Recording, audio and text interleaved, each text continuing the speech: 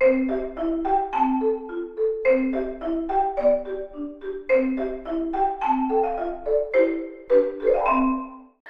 teman-teman Karir Kelas The Mental Hub, ketemu lagi dengan saya Dr. Stefan Iskandar di podcast by Mental Hub. Hari ini saya mau ngomongin tentang mengenal emosi nih. Nggak cuma mengenal emosi, cuman berbicara lebih jauh tentang bagaimana itu letting go. Ya, seringkali kita dalam hidup kita tuh banyak hal yang membebani kita, terutama beban-beban emosi, dan hari ini kita akan mengenal lebih jauh bagaimana itu tentang proses letting go. Nah, menurut David Hawkins, letting go itu apa sih sebenarnya? Letting go ini sebenarnya nggak ada satu konsep yang fix banget ya. Jadi ada banyak banget terapi-terapi yang menganut tentang prinsip letting go. Tapi letting go ini sebenarnya tentang tindakan kita untuk melepaskan kemelekatan emosi. Tapi nggak cuma emosi aja, tapi kadang-kadang tentang pikiran. Pikiran itu tentang misalnya keyakinan, pikiran-pikiran negatif, prinsip-prinsip aturan hidup gitu ya. Sama pattern atau pola-pola perilaku yang sebenarnya tidak lagi bermanfaat dalam hidup kita saat ini.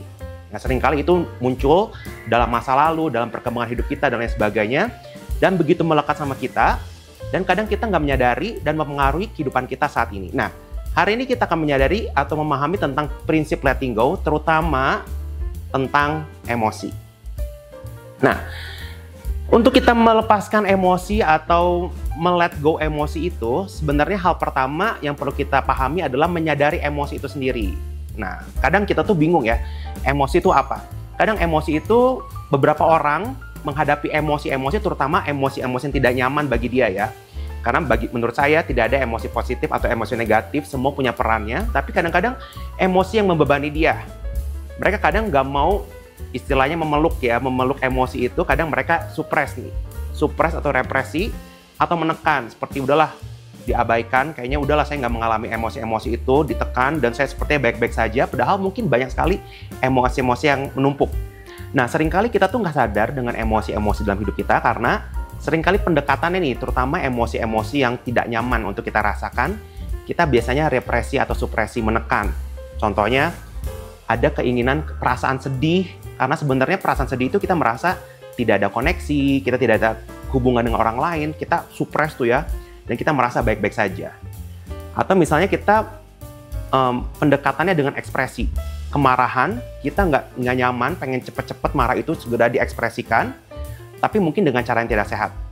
Dan yang terakhir yang mungkin kita lakukan adalah kita escape atau menghindar. Contoh misalnya ketika perasaan bosan, ketika perasaan kecewa dan sebagainya, kita nggak mau memprosesnya, tidak merasakannya, dan kita langsung mengalihkan dengan berbagai macam kegiatan lain. Yang sering misalnya dengan proses kecanduan. Kecanduan mengalihkan dengan melakukan sesuatu berulang-ulang untuk merasakan nyaman karena kita tidak mau memproses emosi-emosi yang tidak nyaman itu. Nah, sebenarnya emosi itu penting sih. Menurut David Hawkins, dia mengatakan 3 hal emosi itu. Emosi itu sebenarnya memotivasi kita untuk melakukan sesuatu. Kayak contohnya, misalnya kalau ada kebakaran nih, kadang kita nggak usah pikir panjang karena ada emosi, rasa takut, rasa terancam, dan kita langsung pergi nih. Jadi itu sebenarnya memotivasi kita untuk melakukan sesuatu. Bahkan emosi kita bisa juga menjadi bentuk komunikasi kita dengan diri kita. Misalnya, ini nih tandanya kamu tuh sebenarnya butuh orang lain. Ini tuh tandanya kamu butuh istirahat. Ini tandanya kamu tuh perlu berjaga-jaga, perasaan takut. Tapi sebenarnya emosi juga bisa menjadi komunikasi kita kepada orang lain. Misalnya, tanda kita misalnya butuh dihibur, butuh disayang gitu ya. Jadi emosi-emosi ini sebenarnya penting banget untuk memberikan sinyal-sinyal yang kita perlu sadari dan juga bahkan proses komunikasi dengan orang lain. Nah, teman-teman nih contoh kasus, misalnya ada orang yang merasa dirinya baik-baik saja, tapi akhirnya dia merasa menarik diri dari orang-orang sekitarnya, merasa kok hidupnya kayak nggak indah, rasanya tuh tiap hari tuh tidak seneng aja tiap hari.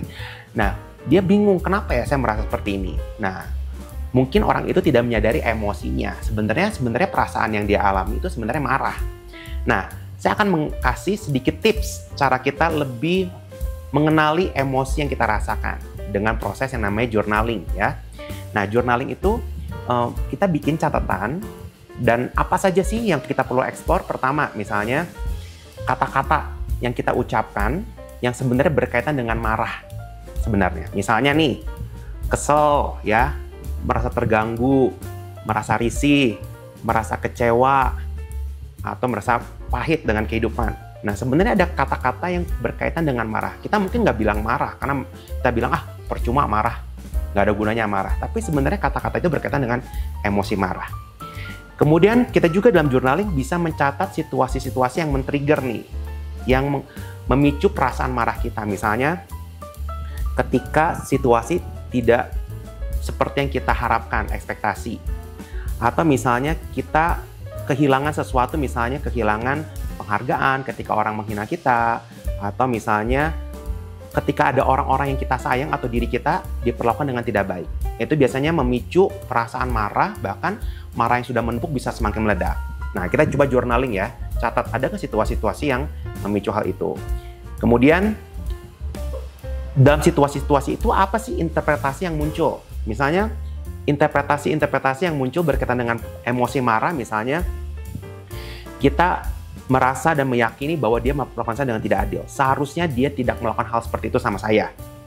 Atau misalnya kita dengan yakin bahwa dia yang salah dan saya yang benar. Ini udah nggak adil nih. Atau ada orang-orang yang menghalangi kita. Jadi ada interpretasi-interpretasi atau pikiran-pikiran kita yang berkaitan dengan situasi itu. Mungkin kita berasa, nggak kok, saya nggak marah. Tapi sebenarnya interpretasi kita menunjukkan kita marah sebenarnya. Kemudian yang gampang nih. Yang gampang itu adalah perubahan biologis atau fisik kita sendiri. Coba kita rasakan gitu ya. Dan journaling, tubuh saya tuh memberikan message apa sih? Misalnya message-nya adalah ototnya jadi tegang gitu misalnya ya. Giginya misalnya jadi gemeretuk gitu ya. Atau hari itu kita merasa penat sekali dan kita dadanya berdebar. Bahkan kita hari itu tremor karena kita ingin mengekspresikan marah yang sangat menumpuk itu. Nah, sebenarnya tubuh kita pun memberikan sinyal tentang emosi kita. Itu bisa membantu kita untuk menyadari apa emosi kita. Kemudian ekspresi kita, kadang kita bilang, saya nggak marah, tapi ekspresinya banyak yang lain. Misalnya, perkataan kita jadi sangat attacking sama orang gitu ya, atau misalnya kita nangis, atau kita menghindari atau sering agresif gitu, langsung pergi dari situasi. Kita bilang nggak marah, tapi sebenarnya kita ekspresi dan aksi-aksi kita, tindakan kita menunjukkan kita marah. Atau kita menarik diri, kita jadi ketus dengan orang lain gitu. Dan yang terakhir adalah ada efek setelah emosi itu muncul. Pasti ada efeknya. Misalnya sepanjang hari itu kita fokus dengan hal-hal yang menyebalkan misalnya. Atau kita seperti tidak terhubung dengan diri kita. Kita jadi mudah bengong gitu karena kita flashback dengan hal-hal di masa lalu kita yang berkaitan dengan marah. Nah, dengan journaling itu kita akhirnya bisa mengkerucutkan sebenarnya emosi apa sih yang saya rasakan. Seperti tadi, sebelum memproses emosi, kita perlu menyadari dulu emosi apa sih yang kita rasakan. Nah, setelah kita rasakan, teman-teman rasakan emosinya, maka kita bisa memprosesnya atau kita sebut dengan prinsip letting go. Ya, letting go itu seperti melepaskan perasaan marah. Ada berbagai macam pendekatan. Salah satu pendekatan yang kita mau bahas hari ini adalah tentang prinsip mindfulness dalam letting go emotion. Mindfulness ini mengajarkan bahwa emosi itu sebenarnya bisa datang dan pergi. Kita nggak perlu usir sebenarnya. Kita rasakan dan emosi itu sebenarnya bisa pergi. Contohnya, kalau teman-teman nulis jurnal ya, saya tuh hari ini marah banget dan lain sebagainya. Tapi ketika teman-teman baca tulisan itu besoknya, itu seperti biasa. Karena memang emosi itu naik turun.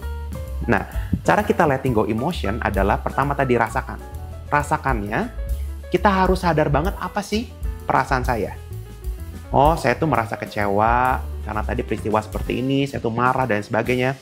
Rasakan, stop dulu, berhenti, karena kadang kita hanya fokus dengan tindakan, kita fokus dengan tubuh kita yang jadi tegang dan sebagainya, atau kita fokus dengan after effect-nya dari emosi itu yang marah, jadi kita rungsing sepanjang hari itu, kita jadi nggak fokus dan sebagainya. Stop, take a step back, rasakan emosi. Sebenarnya apa sih perasaan yang saya rasakan? Nah, kemudian setelah kita rasakan, biarkan perasaan itu muncul saja. Dan prinsip mindfulness setelah dirasakan non-judgment. Non-judgment itu artinya kita nggak bilang, kamu tuh payah banget gitu aja marah. Kenapa sih kamu tuh nggak bisa menguasai situasi sampai kamu marah? Nah, itu namanya judgment. Itu membuat kita semakin tertekan. Prinsip non-judgment adalah kita rasakan saja perasaan itu. Oh, saya sedang mengalami marah. dan memang situasinya sulit bagi saya dan saya mengalami marah. Rasakan saja marahnya. Dan tarik nafas. Dan pendekatan yang penting di mindfulness adalah lakukan dengan compassion. Artinya dengan penuh belas kasih, dengan penuh rasa sayang terhadap marah kita. Kita rasakan, oh ya saya marah dan situasinya nggak mudah, tapi saya mau melihat itu dari sudut pandang compassion. Mungkin orang yang memperlakukan saya, dia sedang mengalami situasi yang tidak mudah. Mungkin orang tua saya pun adalah orang tua yang tidak sempurna. Dan saya memutuskan untuk melakukan compassion. Nah, jadi ketika kita merasakan dan kita pendekatan dengan compassion, lama-lama emosi yang naik itu akan sendirinya turun dan kita bisa melanjutkan hari-hari kita dengan lebih baik lagi. Bukan diabaikan, bukan dilupakan atau kita lari, tapi kita benar-benar merasakan pendekatan dengan compassion dan biarkan emosi itu pun akan berlalu dengan sendirinya. Oke, segitu tips hari ini tentang letting go emotion. Intinya, kenali dulu emosi, rasakan, jangan usir, terima perasaan itu, dan proses dan biarkan berlalu dengan sendirinya, dan lakukan pendekatan compassion supaya emosi kita boleh stabil setiap hari. Sampai jumpa!